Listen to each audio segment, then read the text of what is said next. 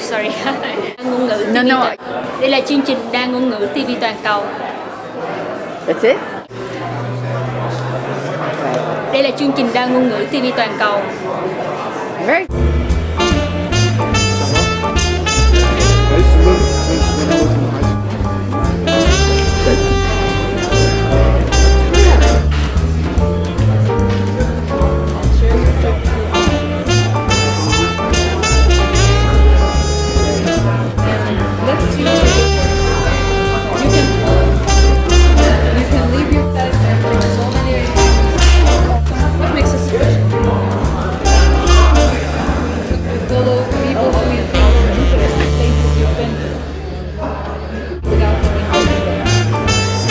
Your personal thoughts and stories on special places you visit. The most one used in this that they have a problem and we're solving it. And it's also nice to have them.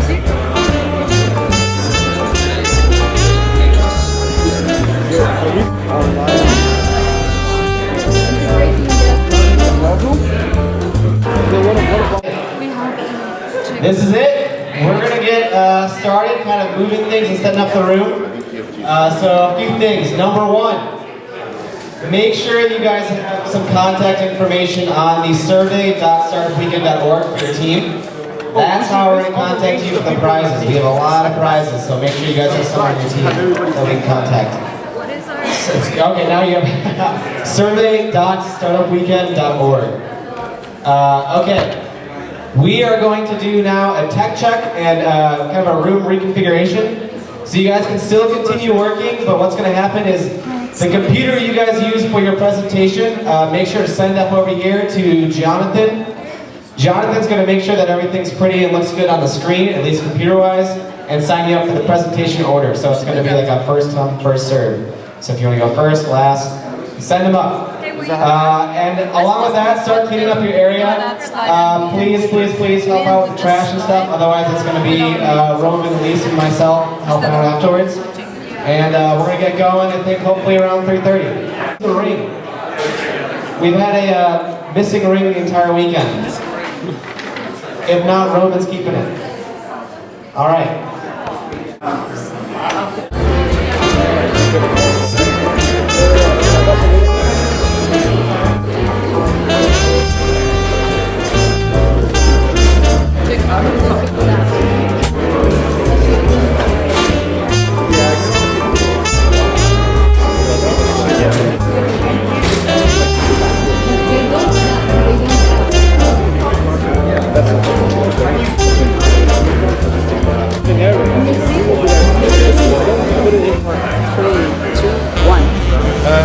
Šī ir vairāk valodu televīzija. Pasaulē vadošā vairāk valodu televīzija. Let's do it again. Okay. Šī ir vairāk valodu televīzija. Pasaulē vadošā globālā televīzija.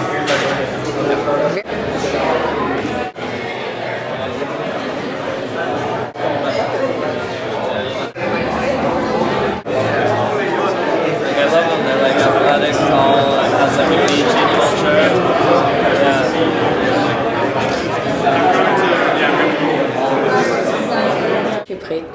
Bonjour, voici Multilangue TV, la première télévision globale. Très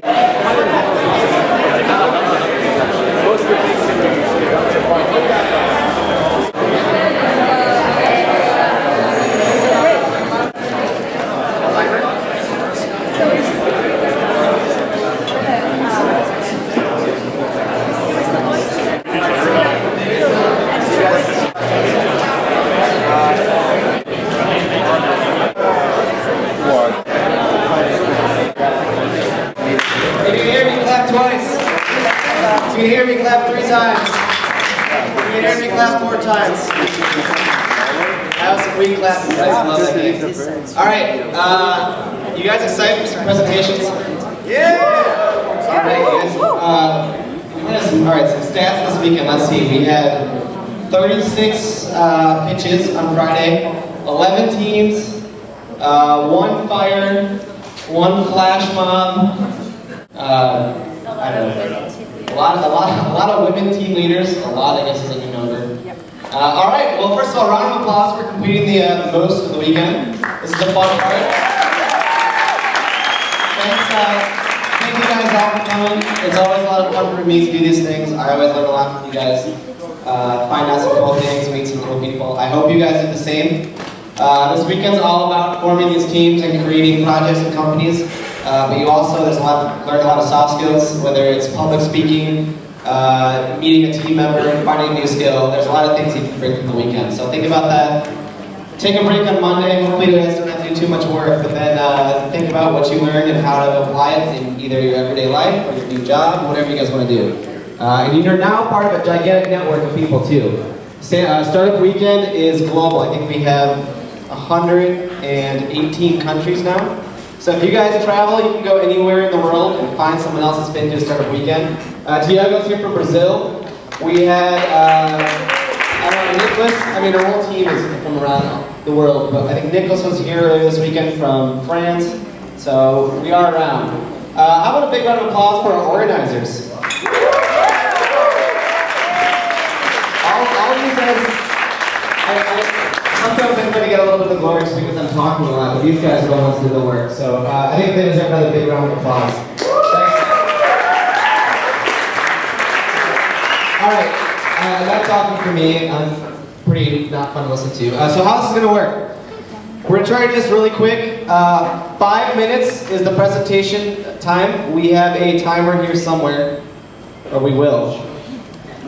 Alright, there's going to be an iPad up front. 5 minutes. What's going to happen is while the first team's presenting, I'm going to call a team on deck. That team that's on deck, come up over here.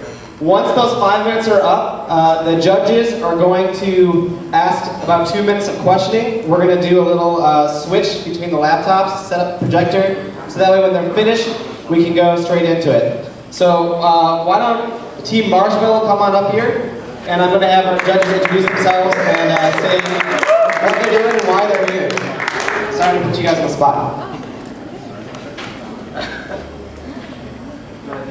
Brief introduction. Say what you're doing, why you're here. Hi, I'm Peter Hirschberg, and I'm co-founder of Gray Area Foundation for the Arts and chairman of Great Mansion Group. We do a lot of work with urban innovation, how to apply data for innovation, how to use the city's campus. So, having done a bunch of hackathons over the last year, it's really exciting to see the campus get broader and the city use space in places and stories. Hi, I'm Shannon Spanalke. I'm the Mayor's Deputy Innovation Officer, and I work really hard to make the things that you're building here come to life. So I look forward to your presentations and finding later. I'm Bob Pullum. I'm the Group Creative Director at AKQA. I've been there a while, worked on a lot of the major clients like Target and Nike, and I'm overseeing all the platform and application work for Audi. So very excited to be here. Thank you. Hi everyone, I'm Patrice Martin, the co-lead and creative director of IDEO.org. IDEO.org is a nonprofit launched from IDEO, which focuses on how design thinking and innovation gets to nonprofits and social enterprises. Before that, I was at IDEO for a while, working on brand and strategy and systems design and storytelling. Really excited to be here and love San Francisco. Hi, I'm Ivan. I am the head of digital and interactive at a small independent film company here in San Francisco called Lucasfilm, and am involved a lot in transmedia community in San Francisco and elsewhere, so excited to see what everybody's come up with. All right. Treat them well, because they're going to be giving out the prizes later. Okay, you guys ready? We're going to wait for the, all right. Loosen up, we'll make this quick. Timer, we got a chair for you over here. Come on, sit down, and I'll let you guys have a stage whenever you're ready. All right, can everyone hear me? Yeah. All right, so my name is Libby, and I'm the director of something called the Marshmallow Project. And a lot of people ask me, why marshmallows? So who here has heard of the Marshmallow Challenge? Yeah. So the Marshmallow Challenge is a design challenge that has been run all over the world. You get some spaghetti sticks, you get some tape, and a marshmallow, and a few other materials. And you have to build the tallest structure that you can. And out of everyone who's done this, they found that the people who are most successful are kindergartners. Kids do this better than any adults, especially they found MBA students. So, that got me thinking, what could happen if we had kids thinking about how to design the future? And that's how the Marshmallow Project was born. So basically what we're doing is we're developing a workshop that teaches kids about design thinking, cultural awareness, and empathy as part of the design process using 3D technologies, 3D modeling and 3D printing. And this is a little bit of what that looks like.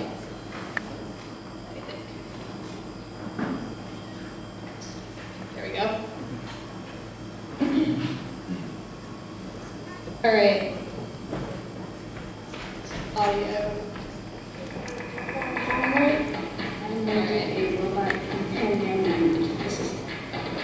So those kids were just describing some of the things that they designed in the workshop.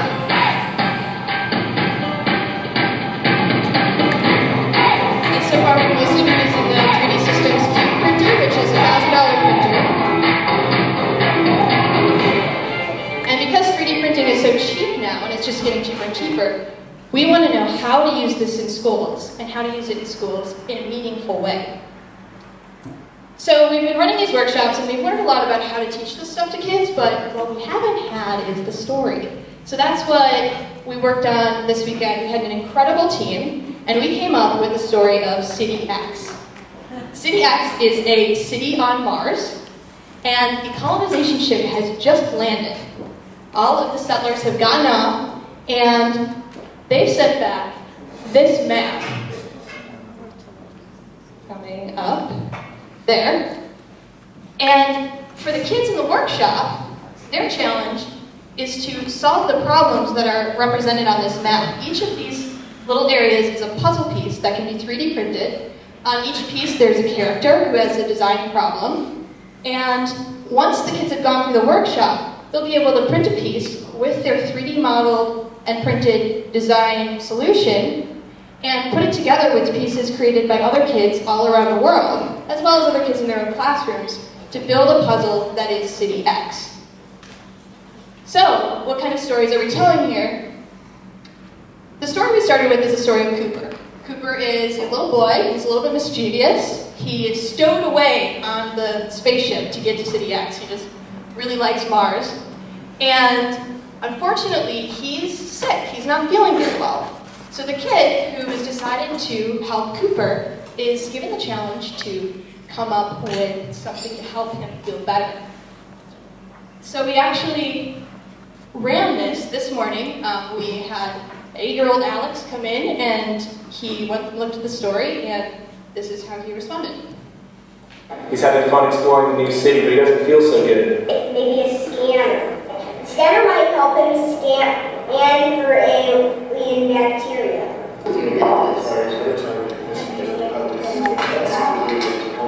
So we use really simple modeling software. This is a program called TinkerCAD. The side is nothing right.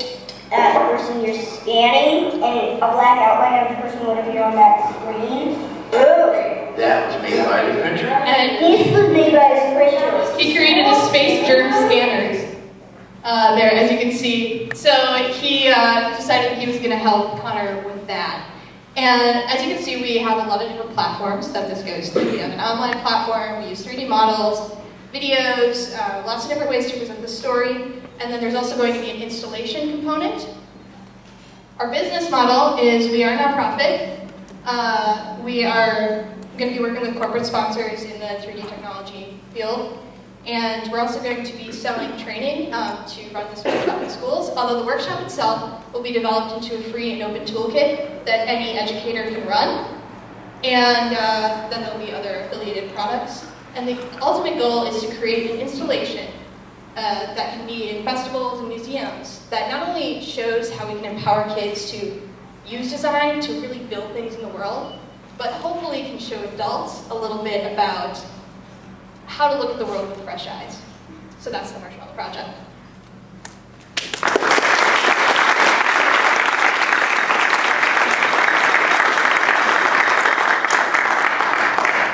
My Hood, come on up, you're on deck.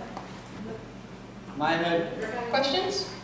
Can you talk a little bit more about how design thinking and printing come together? Yeah, absolutely.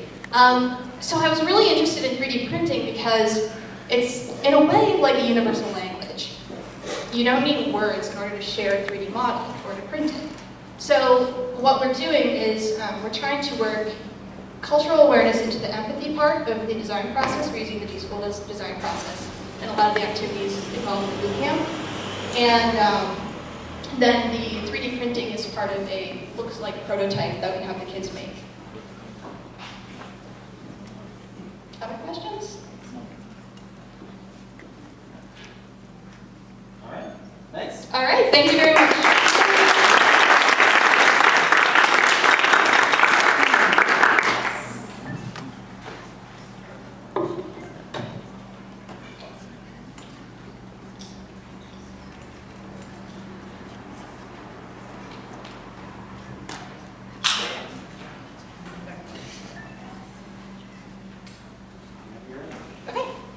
Hi, I'm Susan Bell. I am the producer for Team My Hood. And I'm Quentin Cristian. I'm a creative technologist. Hi, I'm Lakshmi. I help design the website and the business model. By the way, no one on this team knew each other before this weekend, and this project was entirely created based on a concept that we came up on Friday. Okay, our concept is we're focusing on people and their views of the city. My Hood is a transmedia platform that enables users to share their favorite neighborhood places with the world via 30-second videos. We decided 30-second is kind of the bite-sized video that gives you a taste of a location, but then you can go and explore it yourself. We are not YouTube, just want to point that out. We are trying to entice you to go check out videos. The focus is, our first platform is actually an app. A geolocated app with search capabilities, and it shows the My Hood users who have uploaded videos of nearby places.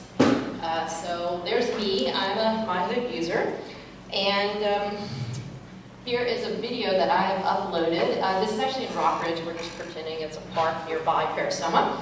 And unfortunately there's no audio with iPad, but anyway, I'm telling about, like, this is a great park in my neighborhood. It's really great for you to bring your toddlers to it.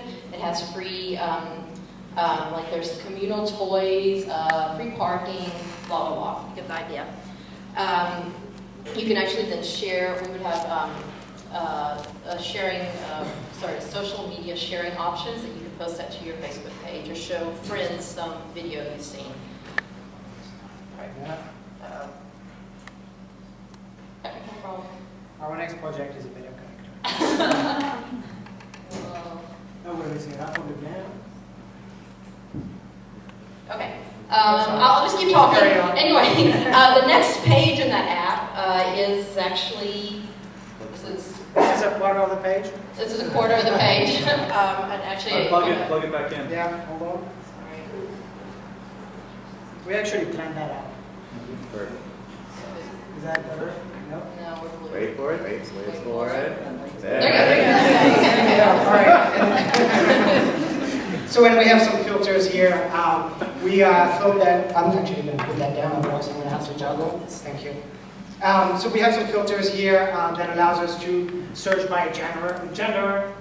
We thought that this would be something that people would want to use, and also by interest. So if you're interested in going out, clubs, coffee, and so on, you can look and search for videos with those filters. I'm just going to go back here.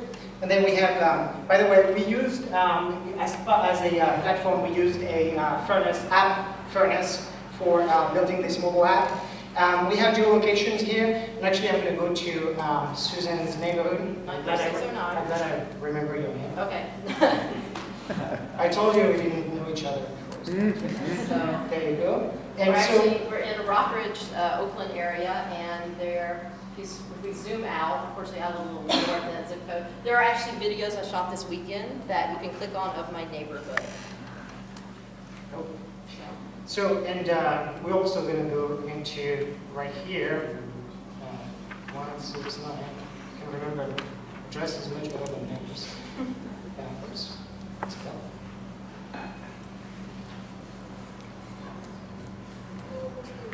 Francisco. And there we are. And then we've done a little video here of this place because we thought it's pretty cool. We really enjoyed working here.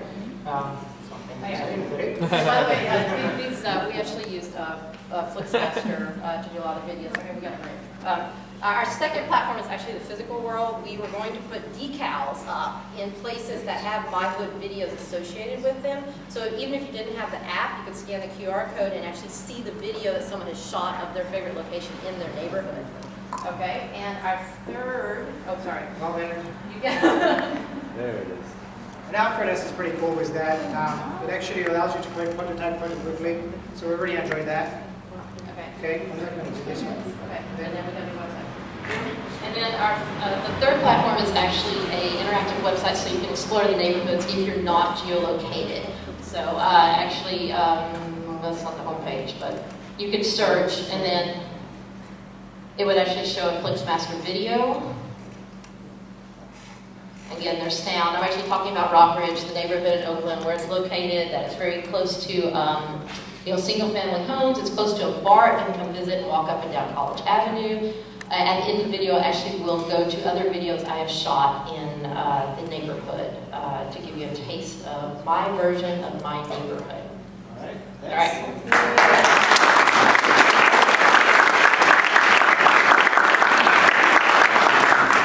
Hi, policy, come on up. You guys have questions? Oh, sorry, questions. Questions.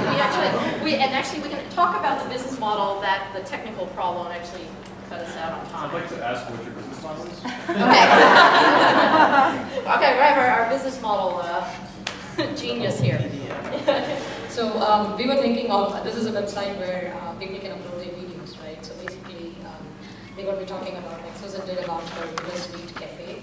So stores that are featured here can run promotions, and you can maybe click on a link that says, okay, buy your chocolates from Sweet Cafe, or run promotions. And if they're linked from our website, we get a share of that revenue. Or we could run ads saying, okay, if you want to shoot a great video, here's an ad to buy a camcorder or camera or something like that. So yeah, basically ad revenue.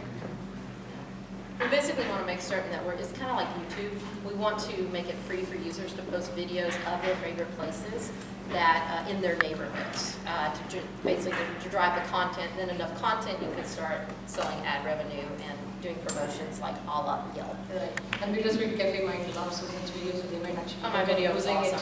They might actually consider using it as a promotion on their website to say, hey, this is what people in our neighborhood think of our cafe. Yeah, why don't you come check us out? Can you guys articulate the ideal use case for a new user? Sure. Okay. And a new user would probably hit the website or know about the app. The website probably first, see that they're searching in their neighborhood. Like, I'm in Oakland. Let me see what's in Oakland. They go check out videos nearby. We would hope that then they want to create an account and post videos of their own favorite places in their neighborhood. And we're trying to include parks and events and clubs and stuff that's not on your Yelp or Foursquare now. Like, no one would know about that Colby Park near my neighborhood except, people who have toddlers in Oakland. But someone else might think it's a cool place to go have a touch football match. That's kind of the idea. Thanks. Okay.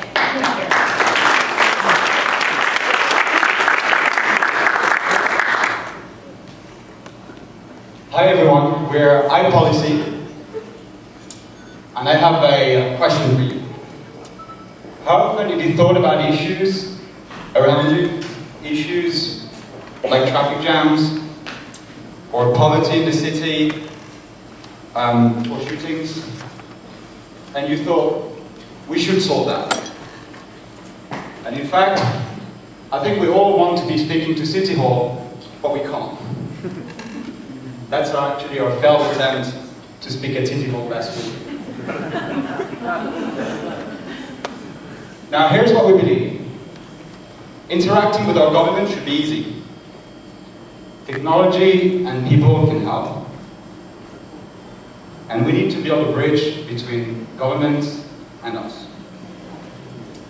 So that the conversation can be direct, smart, and curated. Now, what's up there in SF? Well, there's a few things. There is 311, operated by the public. It allows you to send complaints about small issues that you encounter around town. Then there's a few interfaces built upon 311, like CitySource. There is a challenge platform like TransmediaSF. And then there's a couple of initiatives focused on some policy verticals like CrunchGov. Now, I'm pleased to introduce to you iPolicy. Alright, I'm going to show you a quick demo of what we have built over the weekend. This is all live. This is iPolicy, basically, a direct link with your policymakers. So as I log in here, let me bring up one point. So let's put ourselves in the shoes of Alicia. She's in our team. Last night she was walking in the Bayview and she thought it was dark. And she thought it could be better lit and that it wasn't really safe. But she's a busy woman, so she doesn't have the time to go to City Hall and take the time of her day to go and speak. So what does she do? She goes on iPolicy or she tweets. And she tweets with hashtag iPolicy. She knows that her tweet is going to show live on this map for the world to see and for policymakers to see. So as I click on this tweet, our system basically semantically analyzes the content of it, sees dark, sees unsafe, and plots relevant indicators. Data that I can plot on a map, for example, crime incidents. So the idea here, that's when I click on this, is that we can have a context for data-driven discussion around policy issues. So you see other people have come in and commented. So Nathan here said, that's interesting. The overall SF farm has actually dropped. Look at this article. We have somebody else who comes in and says, well, you might think it's bad in the Bayview, but you should look at the numbers for Soma. Soma's in this area, and I can clearly tell it ranks #1 in terms of crime incidents. So that's true. That's interesting. We have another user who points out that she could get involved with a charity that he knows about to reduce crime.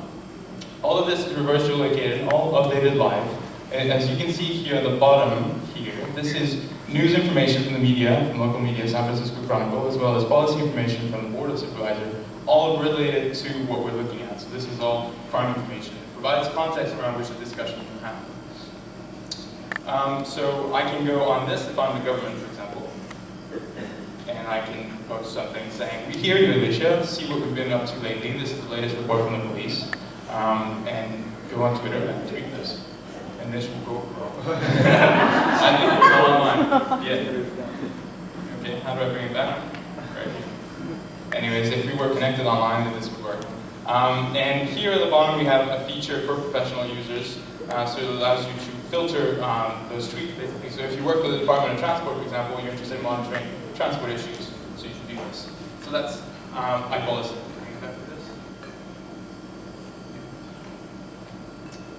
Yeah, so in short, we're City Hall 2.0.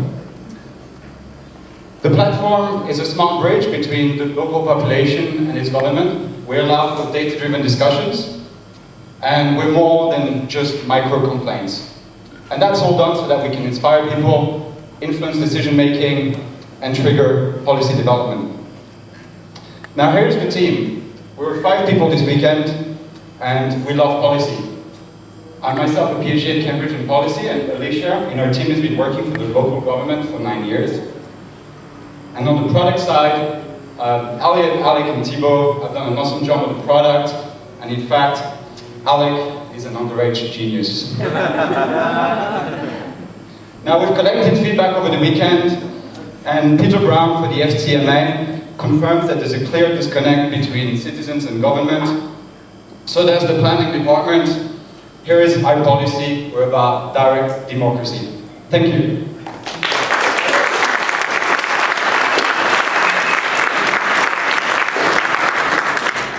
Signpost, come on up. Signpost. Just a quick question. What would you need to get this off the ground? Like, could you launch this tomorrow? Yeah, so... You don't need user sign-on, right? Like, yeah, because we're integrating through Twitter, it's just anybody in the room could write a tweet with hashtag iPolicy, and it's going to show up on the platform.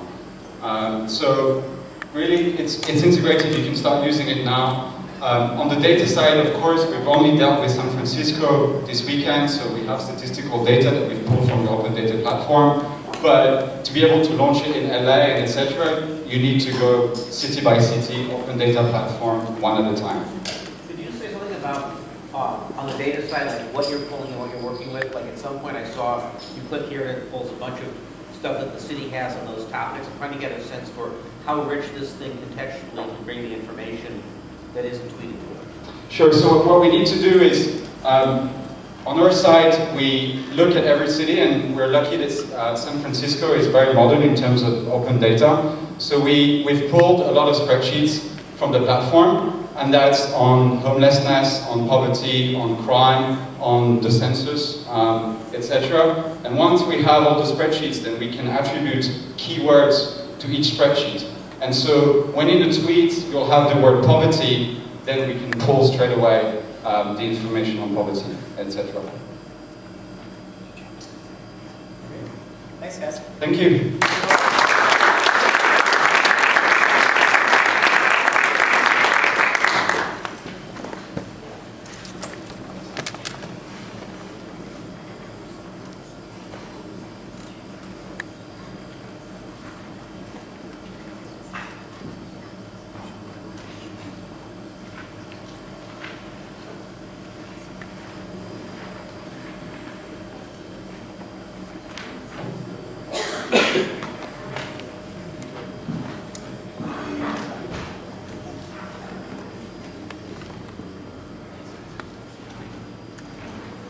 Micro team, can I have your iPad connector?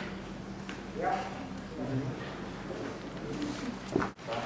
Well, for a second, imagine that you live in the most exciting and innovative city in the world. Just imagine. Well, here we are. But now imagine you just showed up today, either as a visitor or as a new resident. We bring you the signpost to deliver the solutions to your new move to San Francisco. So here at the Signpost, we take the newspaper industry into the 21st century. By using augmented reality technology, we bring the vibrant city of San Francisco to life. Imagine that. From print to life. With compelling 360 degrees coverage.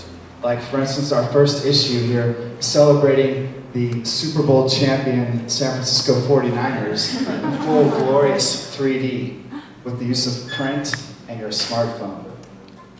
Our vision here at the Signpost is to help you live the city by exploring and discovering the full spectrum culture that offers its richness to you. Imagine what your life would be like when your newspaper comes to life, just like the city itself. It introduces you to the newest fashion trends in the Bay Area, just as if you're in the front row at a runway. You can get closer to the savory delights that our food critics enjoy around town. And you can even get the rare view into the life of a young billionaire as our startup special reports get photographic tours of their headquarters. Many, many more experience will be enhanced, and we'll show you that in our prototype in a moment. In addition, the brands can come to life and call forth interactive action based on our new advertising augmented reality sections. That's going to be groundbreaking in the print virtual format. People coming to San Francisco will land here in a totally different city from the ones we're used to, right?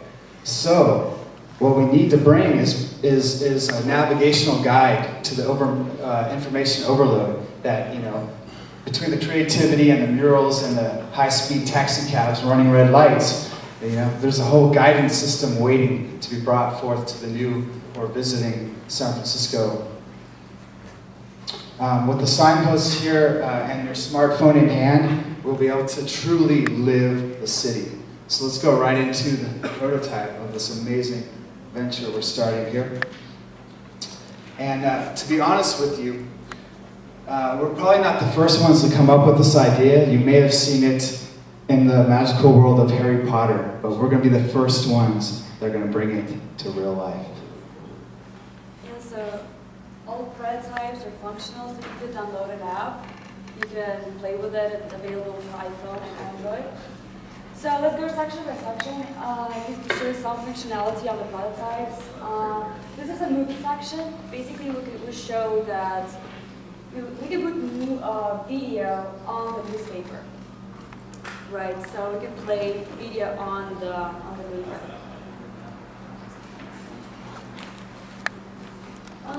So next one shows the social integration capabilities. So if you press on the picture, you can share a tweet about anything. I think we can program what kind of tweet we want to title this picture, and it will automatically go to the Twitter application.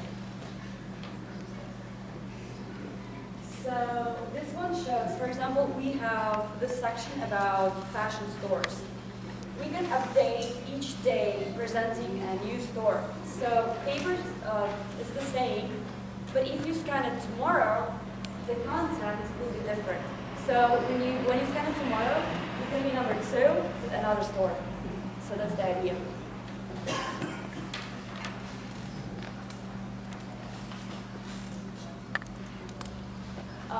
So also you can create integration with different apps. For example, to Sosh app, that is a provider of high quality content about San Francisco.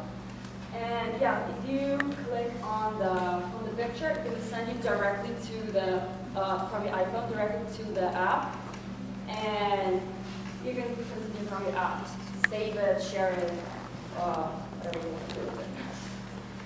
And so yeah, we are featuring the champions this issue, and you can see the live tweet on the side of what people are tweeting right at the moment about what's going on. So each time you scan, it's actual information that's going on right now. And this is just like a tiny glimpse of what can we do with this technology. Basically, only imagination is the limit, and yeah, that's our first issue for you. Yay!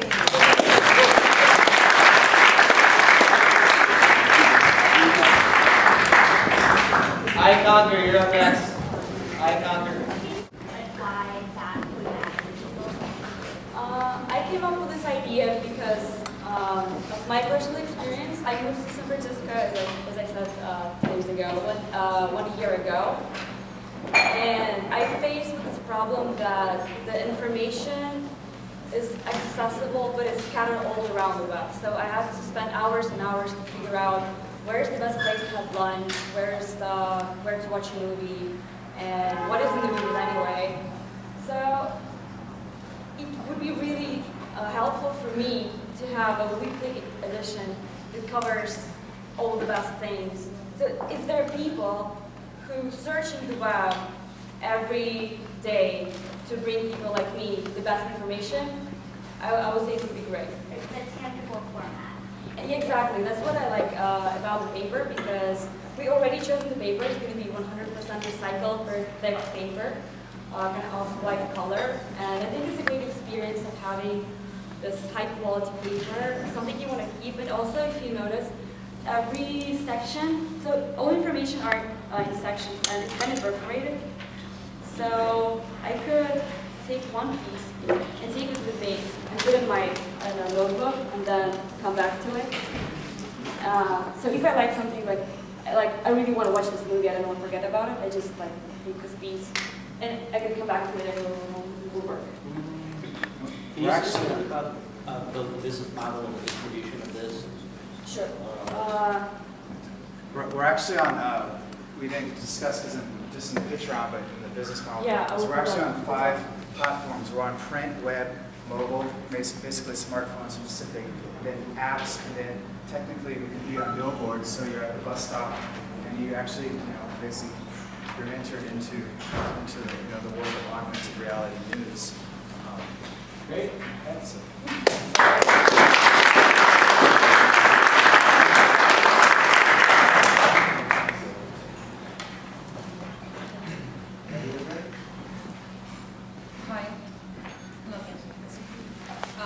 Hi, my name is Rasha, and I'm presenting iConquer. Okay, so iConquer is an app that lets you explore the city through suggested tours, and lets you create your own tour, share your journey with your friends and the entire world. Through iConquer, you can create your profile, navigate the map, looking for certain tours, certain suggested tours been done by your friends, and explore certain interests. Like, for example, I want a tour in street arts that involves street arts.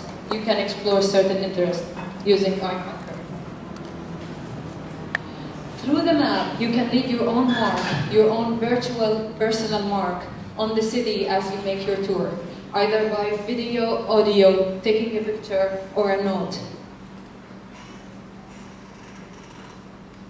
You can then see the path you've taken, the journey you took, all those pictures, all those things you shared. Make them, take them and share them with your friends, or make them visible for the whole world to know what you have explored in the city. Passing by places your friends visited, you'll find tips that your friends have for you. For example, you should try this drink, or you should try this place there. You will find memories from that place, tips or notes you left there, experiencing something in that place. For example, I had my first dance there, so I take a picture or I take an audio and remind myself of that. I'm sure girls love remembering these stuff, and guys will appreciate the remember. What makes us special? iConquer gives you suggested tours. It doesn't only display discrete places or discrete reviews. It gives you the whole journey and the whole experience. It gives you tours based on the interests you want to follow. You can follow friends. You can follow people you think that do interesting tours around the world. It can also save you all the trouble of going online, researching all those websites that gives you all those reviews or those discrete reviews, and saves you the trouble and gives you just those suggested tours. So through our online survey, we discovered that more than 50% who filled the survey planned their trips using online researches and listing all those websites they've been to just to plan this trip, or by asking friends. So they do plan their trips. They're just all over the place when they do that. We also had some sign-ups for our app. So we have plans. Our target market. We're targeting locals that are actually living in the city to create their own journey, their own path, their own memories, leave this virtual touch on the city, and leave tips for people who visit the city to make use of that, and tourists and visitors for the city, to give them suggested routes or tours. So our reach plan. We figured out the problem, we figured out the solution. How are we going to reach out for the market? We're going to do online advertising. We're going to partner up with local vendors, with, for example, renting bike services. We're going to partner up with those people. And we're going to integrate our app with the existing social media platforms so we can maximize our reach. Incentives. We have a points system that will let you get coupons or offers from places you're gonna go to, and let you also compete with your friends. You'll get scores conquering a new place, getting more followers, following more people, doing more journeys, exploring. How are we gonna make money? Through sponsored tours. For example, we're going to have themed tours like the street art theme. We're going to have sponsored tours that pass by certain shops. We're going to have certain shops in the tour. And through advertisement to people as they walk by the place. Great, thanks.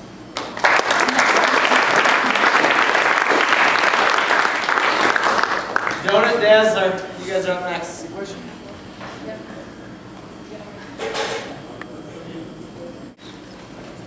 Aside from the application itself, what do you see as the key platforms people would use this on? Main thing is going to be the app, probably internet browser or website, because another feature is not only doing tours, but capturing the good things around the city. So that's something that is going to fit the app with information that it's organically fit by users, by probably locals or tourists. So you can like what others people, you can make comments. If this recommendation was good, if that dessert that you recommended was awesome, the comments, simply application.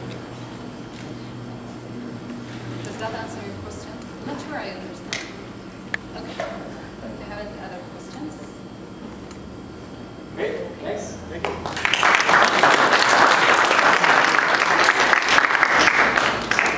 All right.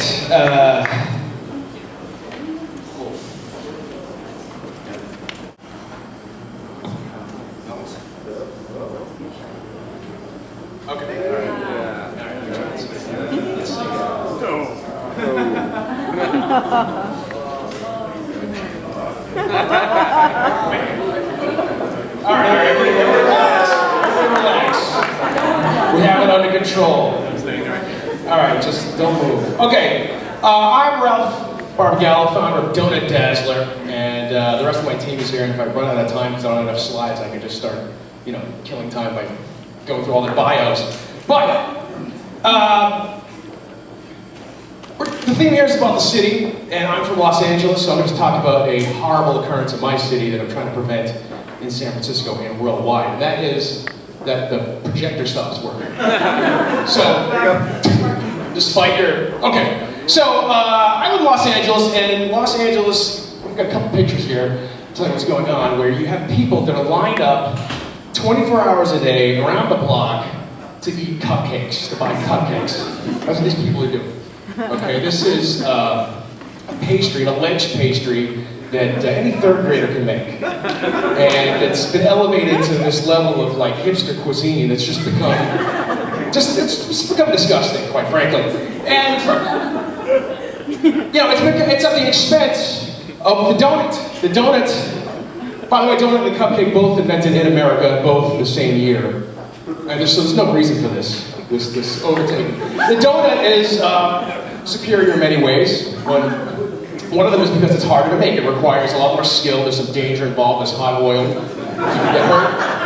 The bakers make donuts risk their lives every day to make these things. And yet the national trend is that you can see here on 2007, there's been this like event horizon, this cupcake event horizon, and cupcakes have taken over.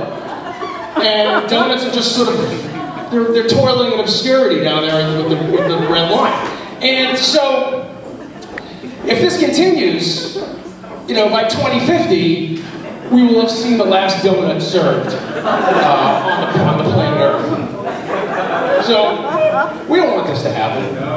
No, of course not. And but the thing about it is, there's a secret war going on that you may not be aware of. There's an invisible war happening around us of people who are trying to fight to keep the donut alive and to, in fact, vanquish the cupcake.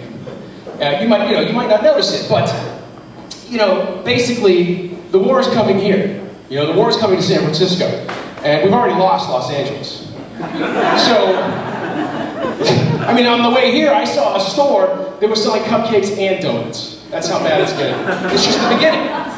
So, we have this secret war going on, and so you can join the resistance by using Donut Dazzler. Now, this app we've created here at Startup Weekend, a mobile web app, among other platforms, is a window into the secret war. You too can join the Donut Dazzlers to fight against the cupcakes. And what you do is you sign in with your social network ID, whether it's Facebook or Instagram or what have you. And you can see in your local neighborhood all the donut and cupcake activity on your local map. And it takes your social check-ins and your tagged Instagram photos, because really, Instagram is really about taking pictures of food anyway. So it uses all that data to sort of calculate the social footprint of all of your donut activity, ranked against all of the anonymous cupcake activity to see how you're doing. So that way, people in San Francisco and other cities can boost the social profile of donuts and perhaps tilt the scales to prevent them from being extinct. Of course, you can see there's a little news feed here. You can see donut activity in your local area. And, that's basically the app. The app allows you to join the ranks of the valiant and the brave who are fighting on the cause of donuts. So how does it work? Well, we already talked about your social logins. We used we try to gain a lot of brownie points by using all the APIs here. We got Singly, very convenient to log into all the social networks, allowing the right code for each individual API. Geoloki for maps, and of course Facebook and Instagram to collate all your social data. And for sort of a transmedia aspect, there is a blog, a story, detailed on Storify, where you can get your missions, you can get the global state, not just the local, the app is really for your local donut and cupcake war activity. If you want to get marching orders from headquarters, you can go to Storify and figure out what's going on as we detail the war on the global front. Which brings us to our business model. Have we validated the market? Of course, because we live in America. This is the fattest country in the developed world. So we have built-in customer base. In fact, the Lancet already said, 8 seconds, the Lancet already said that obesity is a bigger problem than starvation worldwide. So we're going to harness the power of just compulsive eating to create social change through, utilizing all your social networks and all that data. Which can then, of course, be white box and used for more important things, like, I don't know, poverty and stuff like that. But we're going to prove it by harnessing the power of obesity to prove the model. Thanks. Thank you.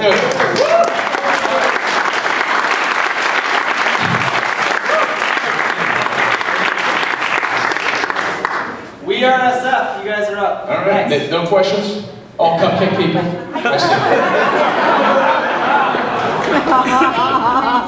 Sustained momentum. Well, it's kind of based on alleged virality. I mean, can you get people? If you're really a cupcake person, or even a donut person, you want to get everybody involved. We're trying to get people to evangelize the cause, and by making it sound like it's really important. So, it's basically based on rabid fandom. And then, if there is such a thing for donuts. We like to build that, because cupcakes apparently have it. That's why that graph goes like... Is that true? You haven't photoshopped it? That is true. That is an actual Google Trend search. Check it out. Now, we didn't spell a donut, not donut, GH. But both of them, we checked them both. And they're both in trouble. You're concerned that it would end up being used to support cupcakes instead? It's possible. In fact, there may be a cupcake version of this that we're not talking about. Just in case, in case they win, you still, I don't want to get thrown into a camp. So, we might have a platform for them too. But for now, we're talking about donuts, of course. That's the cause. Yeah. Okay. All right. Cool. Thanks.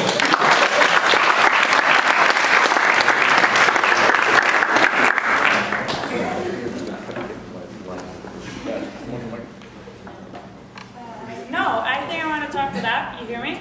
Yes? Yep. And we're going to? So we're here not just to tell you one story, but actually several stories. That exciting? Well, it is for me. So let's get started. So SF, we are SF. What are we going to do? Well, we're going to use disruption techniques to promote interaction between otherwise completely strangers. Well, what does that exactly mean? Well, we're stories each individual, We walk down the street, we have our headphones in, we don't notice each other, there's no interactions. There might be a guy playing next to us, we don't know it, and I'm sitting on a muni, and I don't even know who's sitting next to me. And I don't have the piece of paper. Today I came with a muni, and there was this big flyer, I didn't even read it until Matthew came in. Hello! Apparently they changed the schedule because of 49er, and I didn't read it. It's a typical app that just passed by me, I don't even see it. And this takes us to the next story of all these brands. They continue trying to reach out to us as customers with all these old styles of advertisement. And they really, really want to make a difference, but they don't know, and they don't really know what the needs are of the local community. And then we, of course, have the local governments. They really want to make a difference. They want people, they're really passionate about people to feel citizenship and belongingness. And they have all these great spaces out there where great magic can happen. But they don't really know where the resources are, and they don't know what kind of artists that are out there.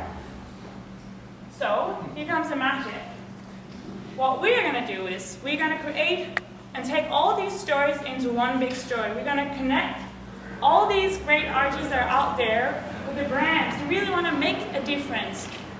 So they'll get street credit, not just for doing something that might be something that we need, but they will actually be making something that the community and the local people are needing. And it's obviously going to be in alignment with the citizens, or with the local governments and what they really want for the city. Let's take an example of that. All right. So say, your community, you live in Mission District, and you'd like to get your community involved in a community garden. Well, how do you go about that, right? Like, first you need to go to your local government, get some permits. How about buying the land? Where are you going to put this garden, right? What else? You need to make sure your community actually wants this garden. So we're kind of bringing all those groups together and doing that for this individual or for that group. And we're actually going to fund it using some brands as well. So we would actually team up, with the local governments, make some permits a lot easier, and then team up with, say, a Safeway to throw a brand, but actually buy the land and fund the garden. And then, so now you have this great community space where the community can be involved and do this garden together. And this is just one example. And it could be anything from a 5-minute flash mob happening at the Muni to a 1-year gardening, or to a whole project of school painting is going to be on an outside wall. And when people are coming by, they're passing it, there'll be a link that they could be up, taking photos, which is typical for us today. Anytime we see something cool, we hashtag it, we upload it on Facebook, we Twitter it, and there'll be online blocking about it. And people, when they're out there, they'll be able to log on to a website where there'll be a quickly note about the artist that maybe painted it, or the flash mobs of the, maybe they've been with kids, they've been dancing school, they're doing this event, and now they can be following this dancing school, they're going to come up with new events, and there's going to be online debates about it, where people, they could be communicating about, wow, did you see this great enlightenment of our neighborhood? So yeah, we've got a little bit of time left. So like, the community wants to get involved, right? Or maybe. So everybody kind of pushes their headphones in and just walks forward. They've got their blinders on. They're not noticing these ads. What's going on around them? Somebody's playing a guitar. Walks right by them, right? That could be a serious magician or musician. And they wouldn't even know it. And these brands, they're trying to reach out to these, these organizations and get some engagement with their users. And they have no clue what to do. Like a Facebook ad or a banner ad, it's blurred to me. I don't even see it. I scroll right by it. And I'm sure you do the same thing. So if we could get these brands to actually put their name on some good projects and bring some of these projects into our community where it's something we want as a community as well, I think it's win-win for everybody. And then get the local creatives involved, artists and everything like that. Great, thanks. Yep.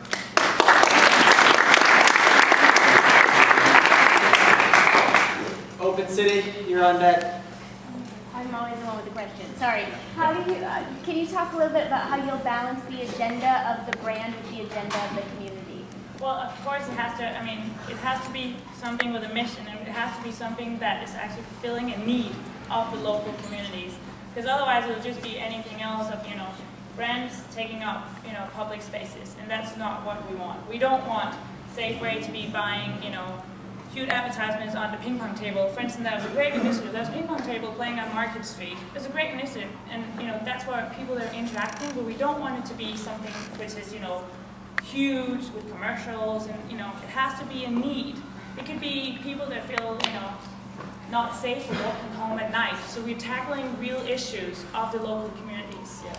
Our mission would, number one, represent the community. Second, get the brand to better communicate with the community. And I think we can recognize that better than the brand itself, trying to just force feed you advertisements. We'll do it in a kind of classy manner. Often these brands, they don't exactly know what the needs are. So they'll come to us, and we'll be connecting. We'll make this link, which will be in alignment with what the community is wishing. Having the great vibe of San Francisco. Very good. Thanks, guys. Thanks, guys.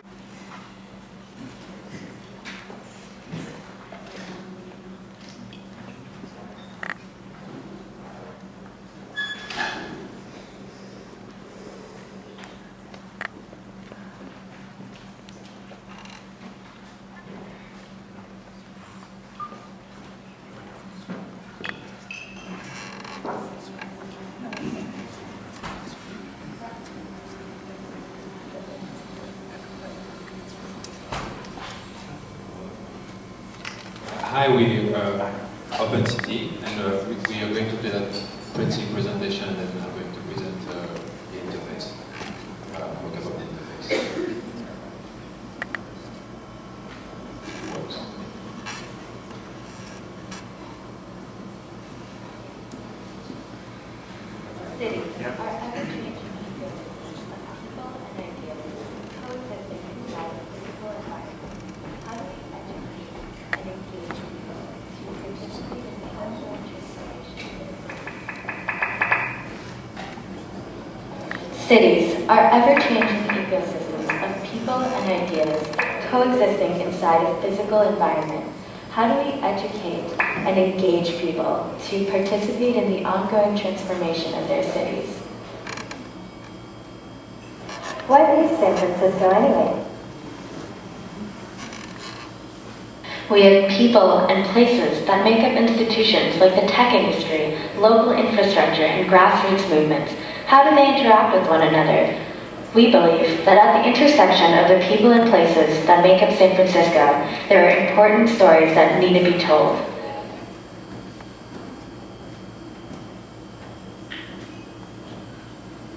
But how do we tell these stories?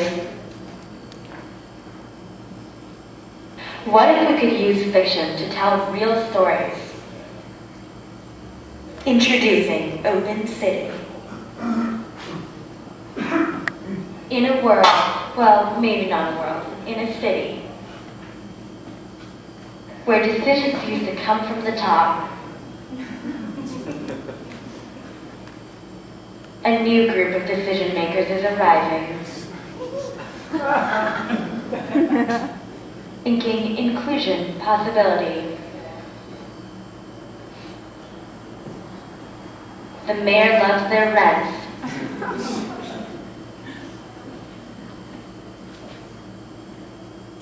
Planners plant their parklets. But is the city really opening? Or is it closing? We get funding from companies like these.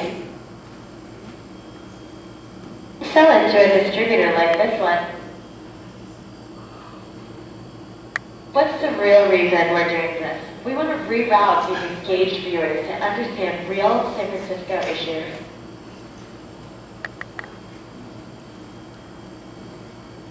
Go to our website. Watch our series. And we'll feed you relevant, real-world content as you're watching the show.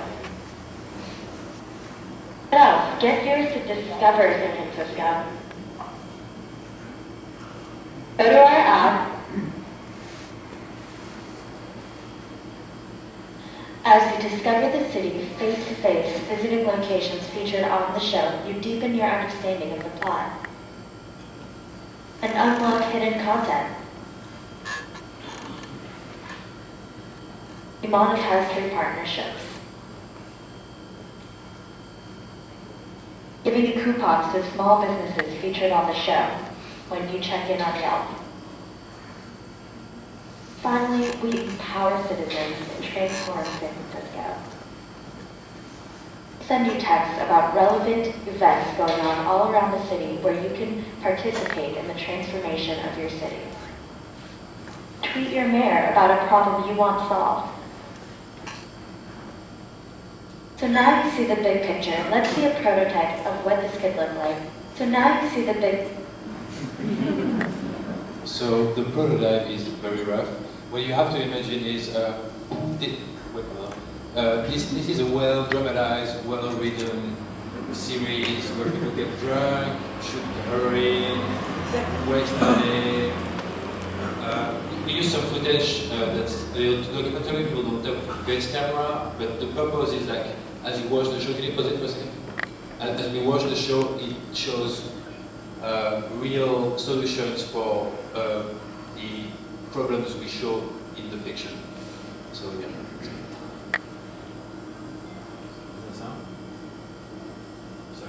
Every single bus stop across San Francisco that shows you bus, every boat that's available to you right now so you can get that ride. Yeah, I'm checking my email from a laundromat. So how does the city still let us public Wi-Fi? $85 for a parking ticket? And that's the idea of technology, is it provides the ability for us to not only democratize voices and ensure more engagement, but also creates a framework where we can solve some remarkable and challenging problems. Great. Thanks, guys. I will continue to enjoy.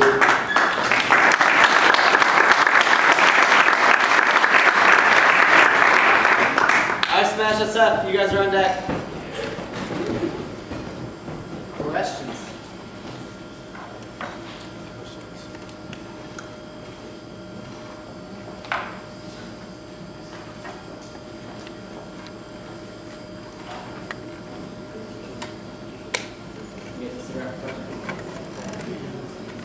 You guys have any questions? You good? All right.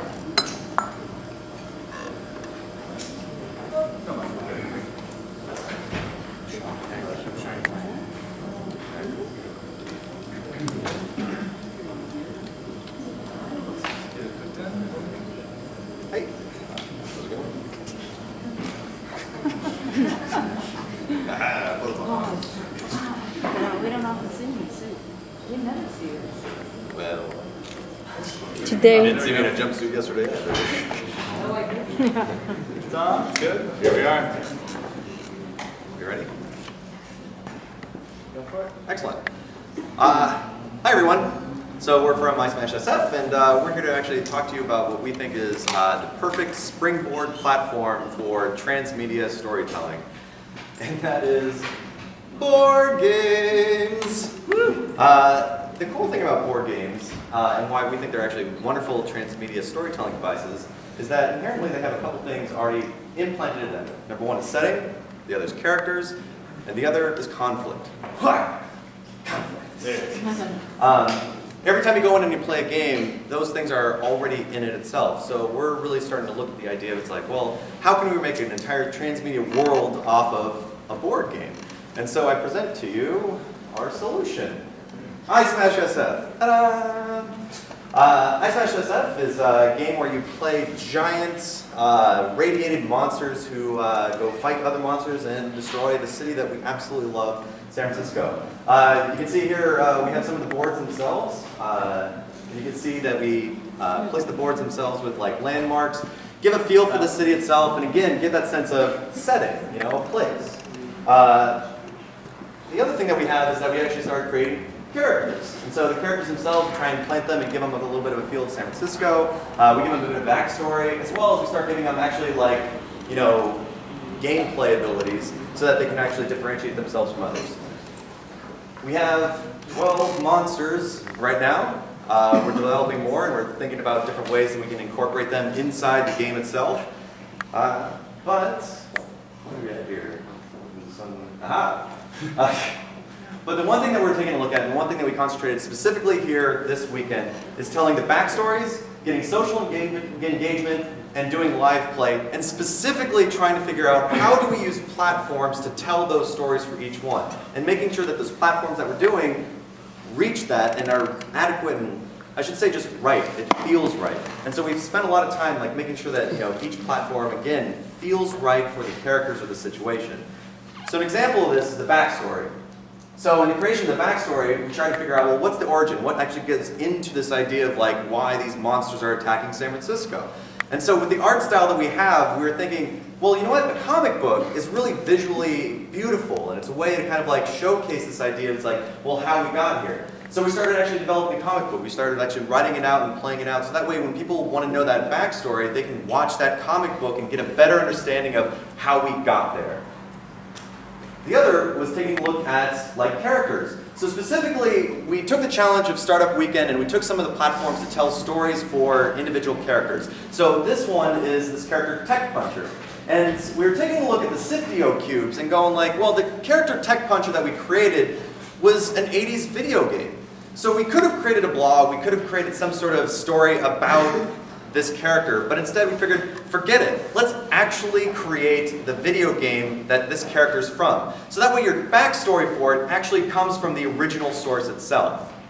Another example is we have our character who's, again, from San Francisco, kind of fighting for that free rights. It's a Cyclops who embraces this free speech of naked guys, right? And so we're trying to think about, like, well, what would that character do? How would that character tell his story? And it's like, well, you know what? If you're, like, really fighting for that, like, free speech, it's like, well, you'd probably be going through Twitter. And if you're going through Twitter and, like, telling yourself, like, you know, what you're standing for, well, there's also different news articles that we can go in through it. And so Storify became a really great way that we can consolidate that. And again, if you're trying to look for the backstory of that one character, this is where you can go. You can go there and actually get that feel for it. And then otherwise, we also took, and I know it's not actually one of our platforms, but we have a character that's roller derby based. And so with that, we were taking a look and, like, we love the bold italic, you know? And the bold italic, what's great about it is that it's also very San Francisco. It comes from San Francisco, and it's about the subcultures and niches of San Francisco. So with that, we were taking a look, like, why don't we actually do a story from the bold italic's perspective? And so that's what we have. I want to kind of get moving quickly because we're running out of time, but you're starting to see some of this. The other ideas that we have is actually being able to implement this on a larger scale and actually getting people to engage in this in person. So creating whole boards that you go out there, and then people can be the monsters themselves. Instead of playing on a board, you can dress up as a monster and go out and play with giant dice and throw them around and, like, add to the story world of it. I'm going to kind of keep skimming through here to kind of go with our time, and I know that we're running out, but the other part of it that we've got going on is the idea of using Sculptio and actually letting people to actually sculpt and create their own monsters with their own backstories to get them in the actual lore of what we've got going on. So it's not just about the monsters that we have, it's about the monsters that you can create to tell those stories and become part of our group. And so, again, we'll just kind of keep going here. I mean, I didn't get the chance to do, we're over. Yeah, so, I mean, if you want, you can ask us any questions. I mean, Can you tell us about your business model? Yeah, business model. Real quick, Right there. GTA 2.0, you guys are on that. Come on up. So with business model, the idea is it's like, you know what, number one, we're looking at the fact that board games are actually a growing market. We want to be able to, like, get it straight to the community, and we want to be able to make these boards at an actual price that we feel like we can sell it at and make, like, get it to retailers. So hopefully we're going to get the board out to our community, people in San Francisco, people who like giant monsters, people who like board games, and then be able to actually get it to them that way. We keep our team small enough so that we can keep it, like, organized and, like, keep the costs down. And well, also we have a couple ways that we're sort of democratizing the gameplay and the story elements of it. So we all have different ways that we play different board games. So on our website there'll be a community section where you can actually upload your house rules. We'll have votes, and if yours is voted in first, your house rules are actually the real rules for this month, and our rules are just our own house rules again. Yeah. So there's a lot that we're trying to put in the hands of the user to make them evangelists. What's the relationship between, like, a board game that I play at home and all of this backstory that's changing on the web? Well, it's a... So when you finish, you actually scan the QR code on the board, and it'll ask you who played, who won, who lost, and it'll play a little video that will actually be a victory lap for your character. And based on who else played, that video will actually change. Based on who's playing and who's winning around different parts of the world, those videos will change over time. And that'll be sort of the lead-in that people will get this is the wrong slide. That people will get the rest of those backstories. So if you love Cupcake the Badass Unicorn, which a lot of people do, then you probably want to go find out more about its history. That's what, yeah. I mean, there's a lot more to it, and as well, we're more than happy to get some of the games going after, and if you want to come by and play it, it's a really fun game. We've been engaging the community a lot and actually getting feedback from them, so all the boards themselves have QR codes. They give us feedback as to what's working, what's not working. We've been iterating quickly, and, you know, at the end of the day, we're just trying to make a good board game, trying to make a great story world and get people engaged in it. So, yeah. Thanks.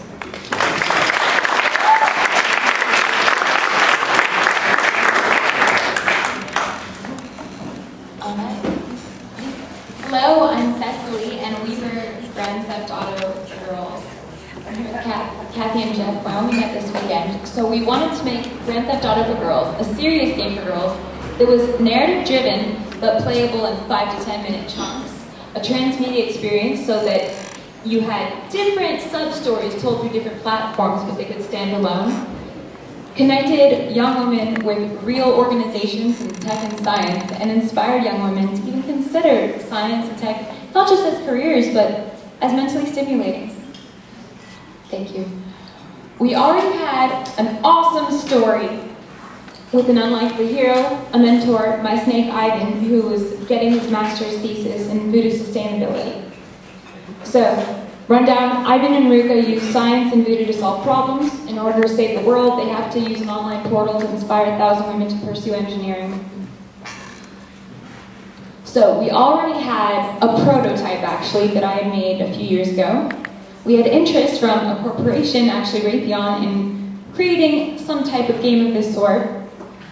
Research that I've done for years on gender-inclusive game design and the way that women play games subversively that aren't intended to be played that way, and an incredibly underserved market. My greatest motivation is wanting to spend money on games and not finding games that I like. I'm that perfect customer for someone who's developing this type of product. We built Athena, a transmedia game for girls. We have a website, an app, videos and social profiles, and the website and app are the main sources of the narrative, and they can stand alone. So, the game. This was a big step up in terms of tech from my original prototype. One thing we did is we used SF libraries, for example, in puzzles that are hard to see from this distance, but that's a phone number for the San Francisco library, and by calling them you could get an answer to a clue that unlocks something else in the game. QR codes hidden in the game would enable bonus content on the app. So puzzles would be based on actual engineering things. We used some of the video-sponsored software to actually make a video into a level tool by making it so that you had to correctly answer a choice using a button tree in order to move forward and get your certification. Other ways of moving through levels would be, relationship problems. So not necessarily all engineering, but things that I have found that in terms of gender-inclusive game design could make a huge difference. So the app is Ruka and Ivy's Guide to Voodoo Sustainability. It's a lot of the magical and mythological aspects of the game are told through it. A lot of character development, but it can stand alone. It has a QR code capture thing that enables bonus content, and you can use it in parallel at the same time as the HTML game. So videos. We used interactive videos as a game mechanic, which was totally new for me and I was stoked on. Different videos on each platform. And we made one video about birth of modern acoustical engineering, a San Francisco story, because I study acoustical engineering. So for future iterations, like I said, I would like the game to be released in 5 to 10 minute chapters. They could be featuring different types of engineering based on the desires of the sponsor. Social profiles. We use Storyfy so that we could create this narrative. So we've created a sponsor-shaped hole that we've called Raytheon, who is sponsoring our activities and wanting to inspire the next generation of engineers because we think that a real sponsor would want the same.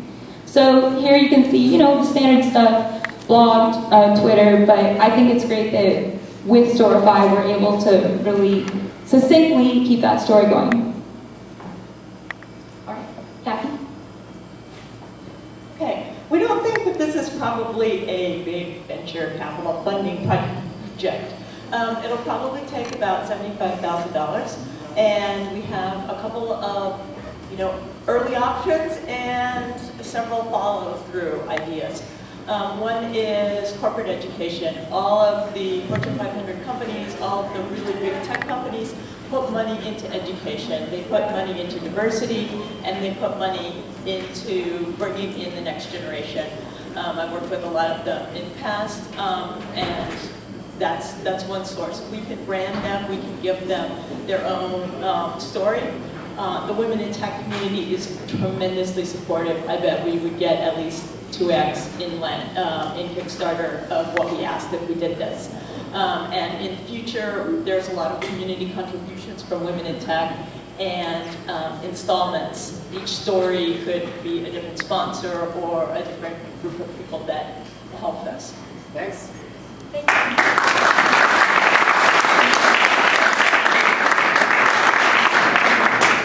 LA 2050, you're on deck. Could you guys share from the girl's perspective why she would want to play?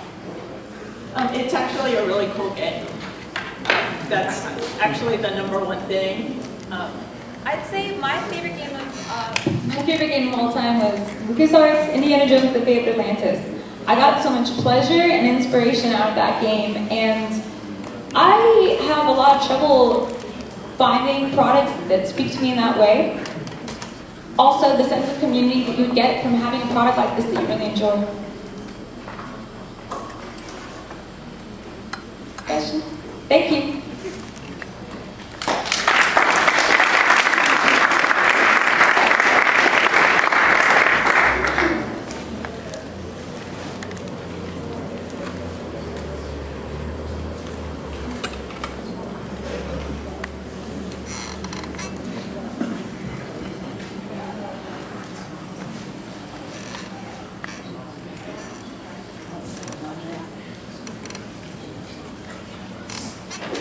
Hi everyone, my name is Shauna.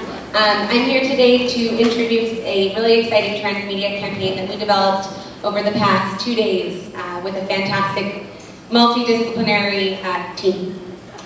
So what if today you could tell a story about your vision for the future of your city? How would you tell it? Would you use text? Would you tell a story of your childhood and what you want to see in the future? Would you shoot a video? How would you do it? We asked ourselves that question this weekend, and we said, how can we develop a transmedia campaign which allows citizens of a city to actually vision the future of their own city and their own neighborhood? And we wanted to reach people who could use many platforms and may not have a smartphone, so we did consider how they might actually reach and be able to tell their story in other ways. So this is Jerome. We talked to him just around the corner, and we asked him if he could share his vision for the future of his neighborhood. And he's lived in his neighborhood for 50 years, and he had lots of ideas. He wanted to share it, and so we said, you know, we're going to set out this weekend. We know people want to share their stories, but they need a way how. They need to find a way how. So this is an app that was developed on App Furnace. Our genius developers created this and made a way for you to actually share your story via video or recording audio or actually uploading a photo. And this is Jerome here talking about education and how he needs his schools, his local schools, need actually to have more technology capabilities in the school. And then he was able to upload it to the map and geotag it and add it to GeoChat, which is the Instead GeoChat platform, and tag it with relevant issues that are related to his vision. So he might tag education for this particular vision. This is added to an interactive map, and this is his neighborhood. And this tells him who else in his neighborhood is sharing stories and visions for the future. Because in order to get to a reality that we can all see as successful, we need to hear the stories of the people. And it's not always through data, is what we found. We thought maybe data would work and that would engage people. And when we went out to the streets, we thought, maybe we should share what's going on the ground. And what we found is that actually the human face is the beginning of actually making this a reality. So this is his neighborhood. These are some of the tags that he can use, and these are other people that are sharing stories in the neighborhood. And this is Cecilia. Cecilia just participated in the Marshmallow Project. Yeah. She had a great time, and she learned that she's really passionate about the environment, so she searched on the internet, and she was Googling about the environment, and she came to this website, LA 2050.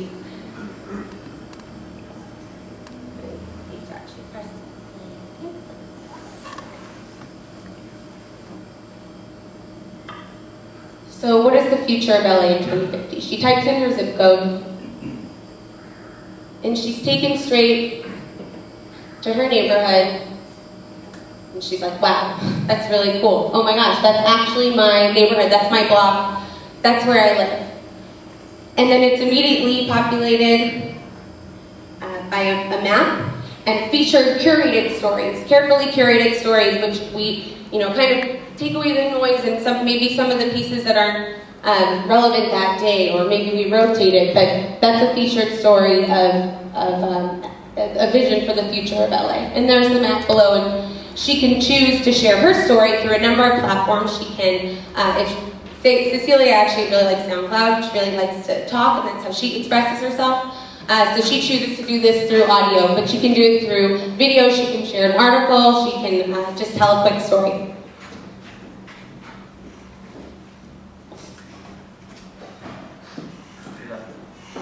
And the interesting piece is, in this case, she can actually choose to submit her idea and receive funding to actually implement it. Maybe she does it with her school, or maybe she does it on her own, but these stories are going to actually turn into reality because she has the opportunity to via a challenge that's being hosted in real time right now. So what it comes down to is this could be implemented in any city, but ultimately it came out of a vision in Los Angeles. Los Angeles is a city of hope, but it's also a city that has gone through a lot of neglect and disparity, and this will give people a chance to tell their story. Thank you.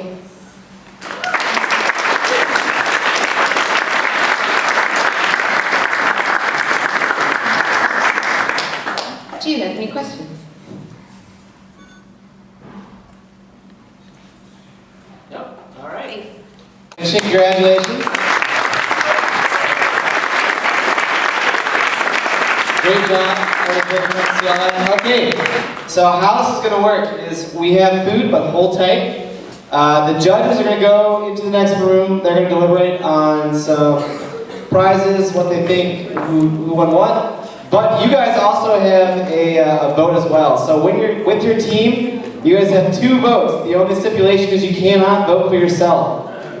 So we're going to have, let's see, who's around? Roman, you want to come over here? Roman's going to be manning the whiteboard, and he'll take you off for 2 votes. You can vote for 1 team twice or 2 teams once, up to you. And then we'll reconvene in a little bit. So take a break.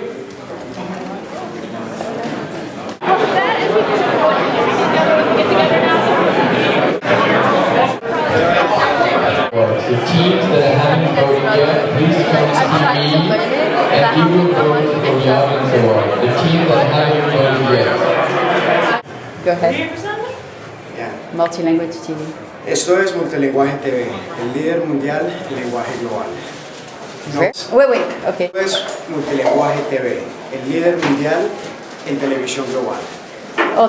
Esto es Multilenguaje TV, el líder mundial en televisión global. Go ahead. Det her er multisprog. Hold on. Det her er multisprog TV, verdens ledende tv-kanal. Det her er multisprog TV, verdens ledende tv-kanal. Very good.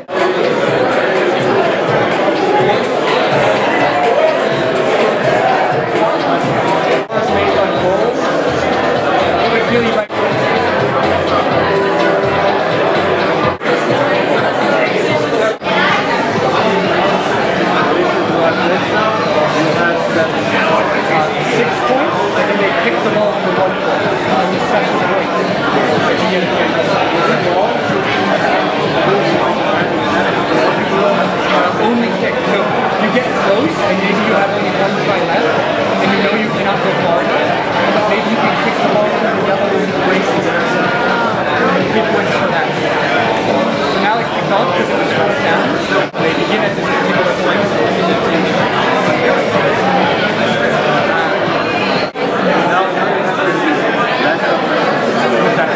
They're saying it happened a long time ago.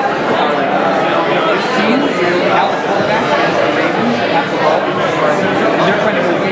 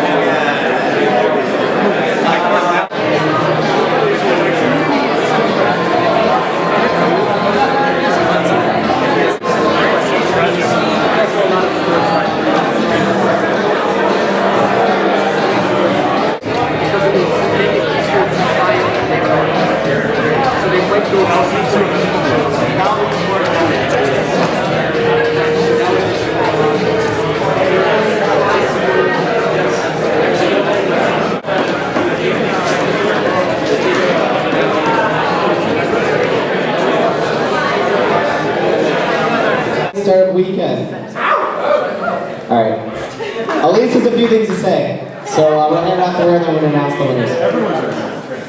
Everyone's a winner, yeah. Thanks, John. Okay, I just wanted to say thank you to everyone. We put a lot of effort in organizing this and really, really appreciate everyone being here. Like Parisoma, who are our main sponsors. The judges did an amazing job at awarding all the prizes, so I'm going to let them announce the prize. But first of all, the single prize. Hi everyone, thank you for coming. I had an awesome time, and I hope you guys did too. So, without further ado, the Singly Prize for a $500 Uber gift certificate to go to all your meetings of your awesome startup is going to go to iPolicy. We want to go into this social area with statistics, and we think it's really going to affect change in the community by bringing this to light. So you guys can talk to me afterwards. Okay,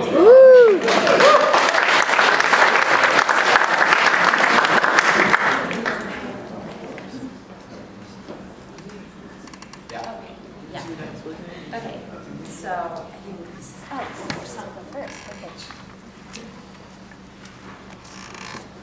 Great. Okay, thanks everyone. So for the award for who gets the fabulous workspace here at Parisoma, we are actually awarding that to an organization that we thought had tons of potential and there were really clever ideas, and we're excited for you guys to hunker in and see what happens next. So that goes to iSmash.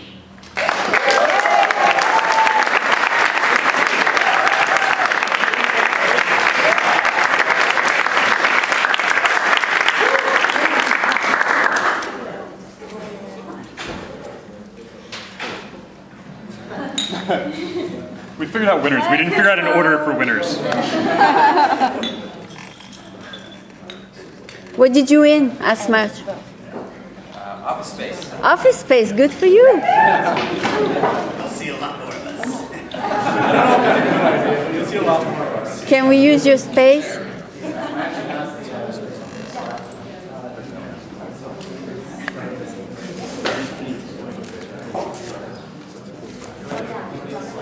Judging today. Another award that I'd like to mention, very impressed with the execution on this, also impressed the judges and the folks from the Bold Italic. So we'd like to give an honorable mention award from the Bold Italic for Signpost.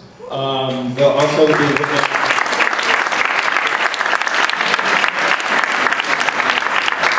We're also going to get a consultation from Shannon, Ivan, Transmedia, and Bold Italic, and they're also going to get the 50% off Loud Sauce Award. So congratulations and great job.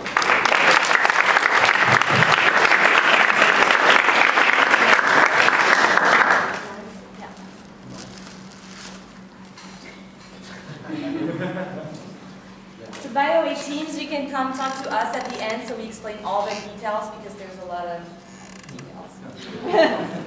One of the prizes is a residency at Gray Area Foundation for the Arts, which has been doing a lot of work both in urban storytelling and kind of open data, how you build advocacy, and also in art. And that award goes to iConquer.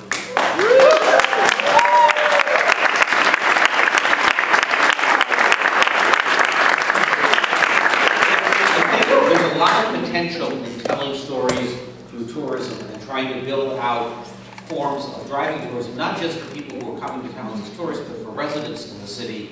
And that's also a great way to utilize and repurpose a lot of other information and data. So I think that's a very rich area to explore, and that's the reason we'd love to see something like this go on. We've seen in other hackathons stuff that like says you're you're driving through the city on a bus, and now the stories of those parts of towns come up, but I haven't seen those fleshed out, so we're looking forward to kind of fleshing them out and making resources available to you both.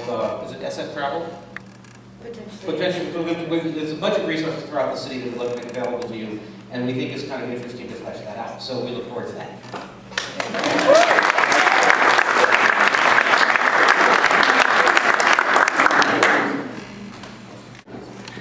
Right, so I'm not going to bother standing. I have a microphone and you can all hear me. So the Bayback Prize, which is for producer-level memberships for a year, which provides strategic and legal consultation and space and access to resources from the Bay Area Video Coalition, we are excited to award to the Open City Project. Because we, in particular, we thought there were a ton of interesting ideas in basically every pitch, but in the Open City Project in particular, we really loved the idea of seeing fictional storytelling used to get people interested in actual civic issues, which is not an easy thing to do, and so we thought that access to work with the Video Coalition would help in turning that idea into a really compelling reality. So we're excited to see what comes out of that.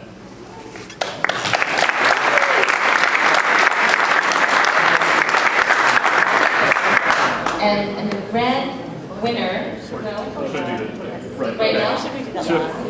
No one's going to listen yet. Okay, so, right, so we also wanted to give away what I guess amounts to a consolation prize to the presentation that we found most entertaining and least practical from a business perspective. So on behalf of Lucasfilm, I'm proud to present an extremely rare limited edition t-shirt of two stormtroopers high-fiving each other for being useless. We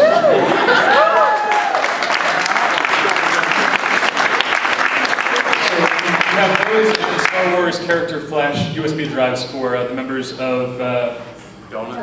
If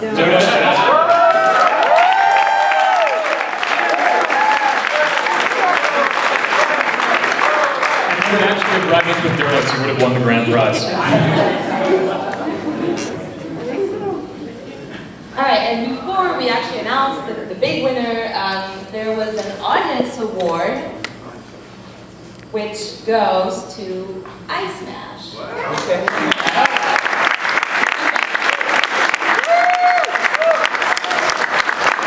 Good job, good job. And You guys win nothing but the love of the audience. I'm good with that. It was actually a split between two of your favorite projects. One was Ice Smash and the other was LA 2050.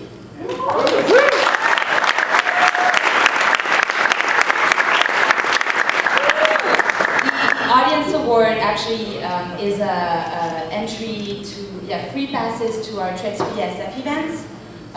So yeah, you guys get this, but you founded this group too, so that's why. Yeah. Suckers. Which is why we also wanted to give it to the other project, knowing that not all of you guys are here, but at least Kate, who's in the room, will benefit from this. Okay.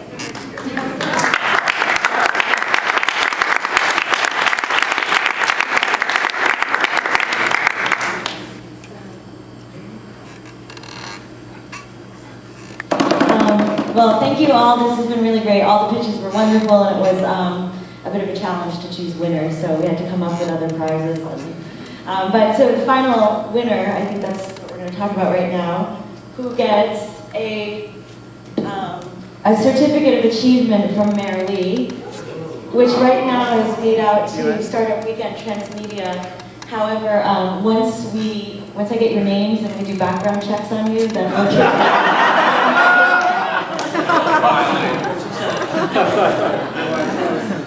And another part of the prize is an iMedia Lab consultation package and of course the $500 Uber gift certificate.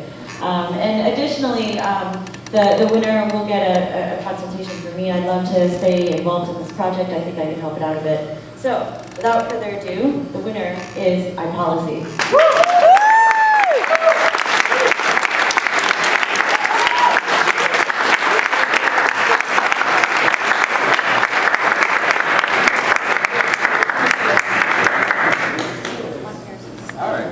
Congratulations, And great. I just want to say also that one of the things we really loved about this technology was first just how quickly it can scale. I think that you guys can really hit the ground with this tomorrow if you wanted to.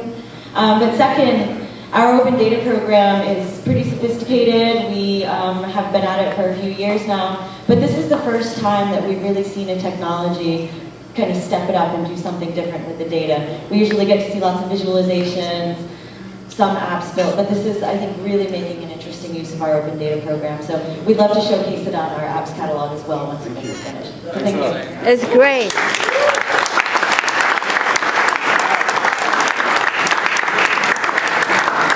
I think we're done. So thanks again. Please stick around. We have beer, we have pizza, Super Bowl, all of this. Thank you, John, for helping us. Once again, thanks guys. If just so you know, we have tons of other summer weekends going on in the Bay Area. 2 weeks, there's one on Fashion Tech. Week after that is a general one. So if you want to get more involved, come talk to us. We're around. Thank you guys all for a great weekend.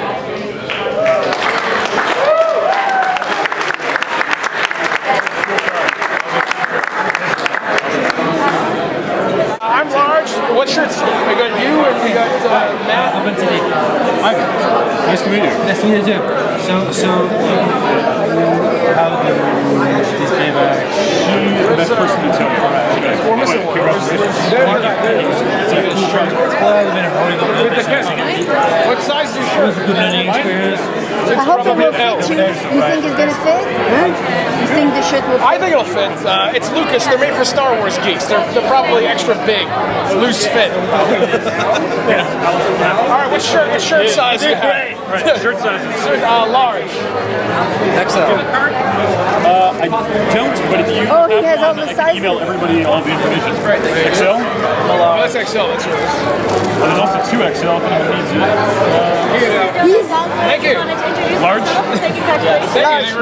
That's him. He's large. Oh, yeah. I gave him. You gave me XL. I gave it to him. Oh, you're large. Sorry. You're large. Thank you. He's also large, but. All right, let's see the chest. Let's see the chest. Put it on now. Put it on now. Put it on. There's part here. No, I want to see. I want to see. Yeah, it's a limited edition shirt. I can't be. Put it on. That's large. It's too small. You want an XL? I don't know. Large is okay. Large. Large. There you go. And right, and that's not all. Oh, wow. It gets better. It's also, let's see, we've got some Stormtroopers, some Boba Fett. Anybody else in here? I want a Boba Fett. And a Darth Maul. I'll go Boba. Boba? Yeah. I'll go with Maul. Why not? One of the white guys. Stormtroopers. One of the white guys. Enjoy. How do you feel? I'm feeling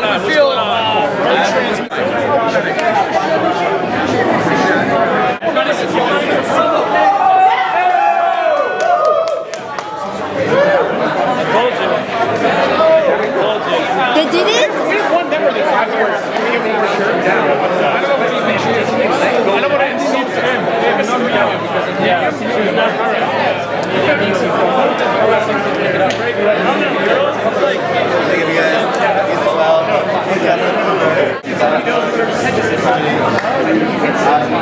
Two XL it is.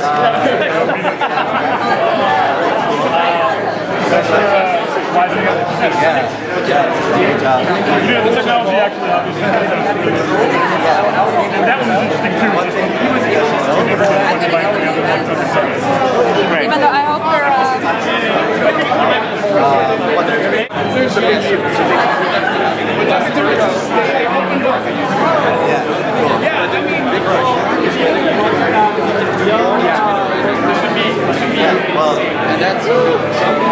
we didn't have time.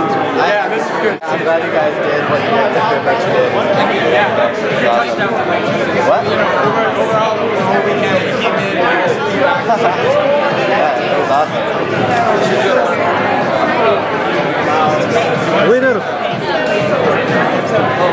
Смотрите международное глобальное телевидение. Вы смотрите международное глобальное телевидение.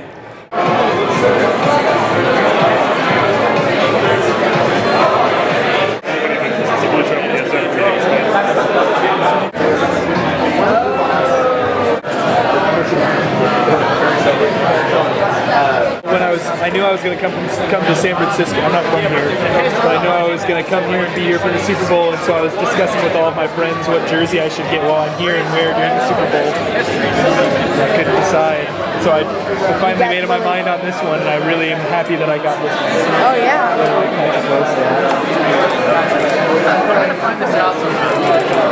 They did it good though. 20 is good. Yeah, 23. They were down. It was 28-6 just a minute ago. 23 already? It was. Oh, they did good. Yeah. This team has a really good. Yeah, like they're typically down in the first half, and they make a lot of adjustments and really come out swinging in the second half. Before my time. Before you're born. Yeah. But I do know the story. See, the Niners have been to the Super Bowl 5 times, and they've won all 5 times. I think that they're the only team now, assuming if they do it again, they'll be the only team for sure that has gone 6 times. Really? Yeah, and won 6 times. There have been other teams that have gone 6 times. But the coaches, the head coach of the Ravens and the head coach of the Niners are brothers. No. Yeah, they're really close in age too. I think they're only like 2 years apart or a year apart. Too, who's a college football coach, who's a really, really good college football coach too. Yeah, he just never wanted. I guess he didn't want to make the step up. Niners head coach. I think it's Jim.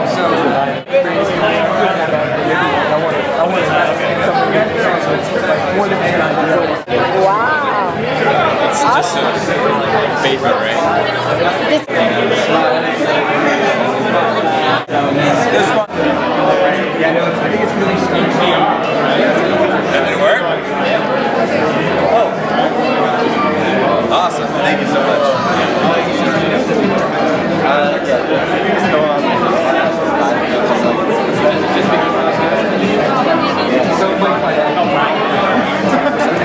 Really cool product.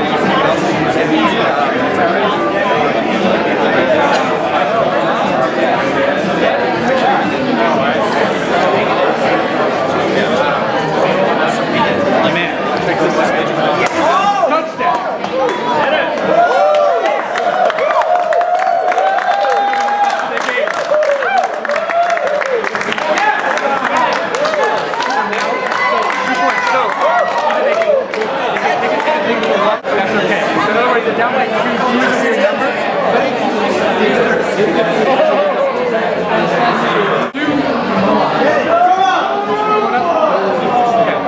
So now, so now they're not tied, that's bad. They're still in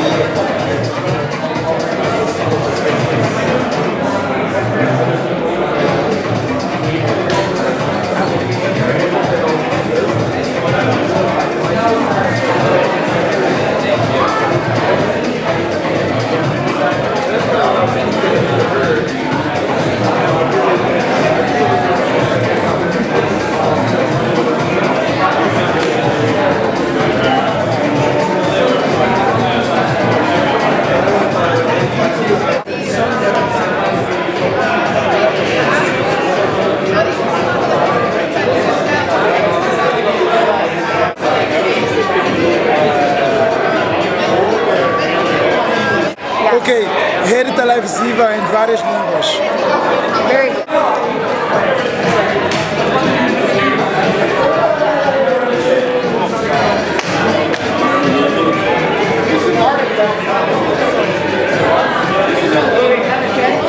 Yeah, we're gonna win. Three chances to go in. Watch.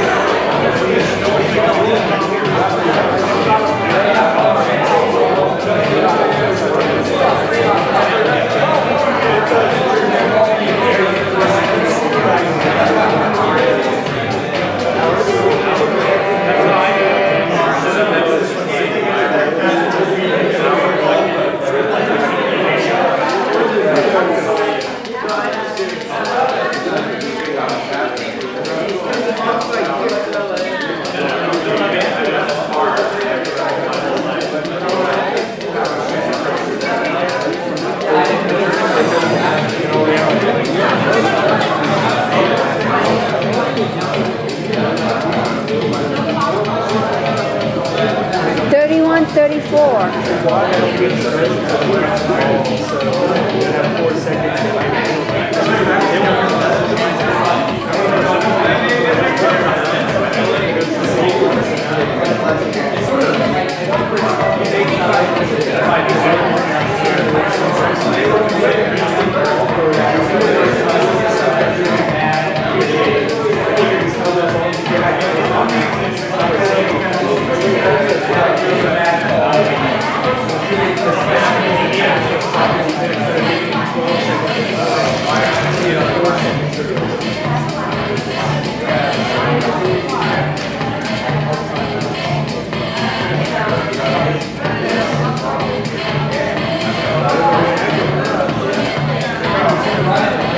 That's it, it's over.